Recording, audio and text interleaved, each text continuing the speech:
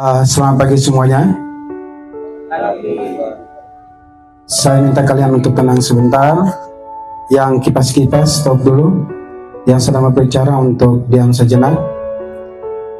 Cukup yang kalian dengar suara dari saya saja. Hari ini saya akan membawakan sebuah renungan yang berjudul Hidup Rendah Hati. Dalam kesibukan setiap hari, terkadang kita lupa akan pentingnya kerendahan hati. Rendah hati bukanlah tentang meniadakan kemampuan diri sendiri, melainkan tentang memiliki kesadaran diri yang kuat. Kita sadar bahwa segala pencapaian dan talenta yang kita miliki bersumber dari sesuatu yang lebih besar. Ini bisa berupa pendidikan yang kita terima, baik dari bimbingan orang tua maupun dari guru, ataupun juga dukungan dari rekan kerja kita, hingga karunia yang Tuhan berikan kepada kita. Sikap rendah hati membuat kita terhindar dari kesombongan dan keangkuhan. Kita menjadi pribadi yang mau belajar dari orang lain, menerima kritik dan saran dengan lapang dada,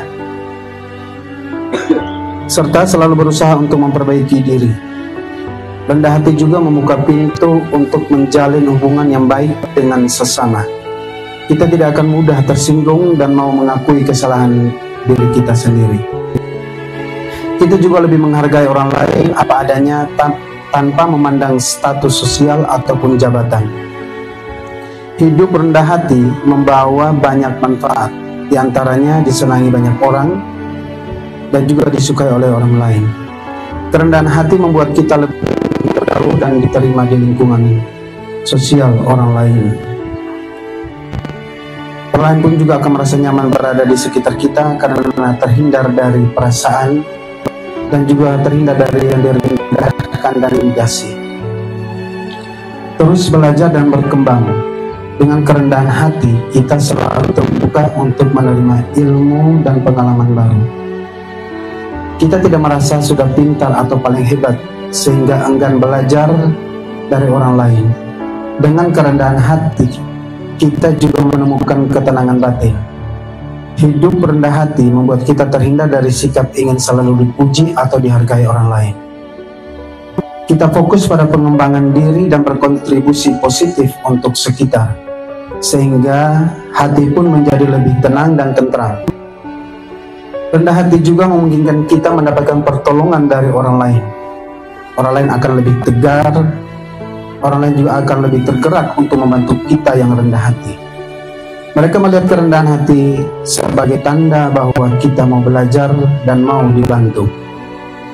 Lalu bagaimana cara agar kita bisa hidup rendah hati? Mungkin kita mulai dengan introspeksi diri, kenali kelebihan dan kekurangan diri sendiri. Jangan terlena dengan pencapaian yang diraih, tapi tetap evaluasi diri untuk menemukan area yang bisa dikembangkan. Kalau bahasa saya menyatakan, ingat 2I, lupakan 2L. Ingat setiap kesalahan kita pada orang lain dan ingat selalu kebaikan orang lain pada kita. 2L, lupakanlah setiap kebaikan kita pada orang lain dan lupakan semua kesalahan orang lain pada diri kita.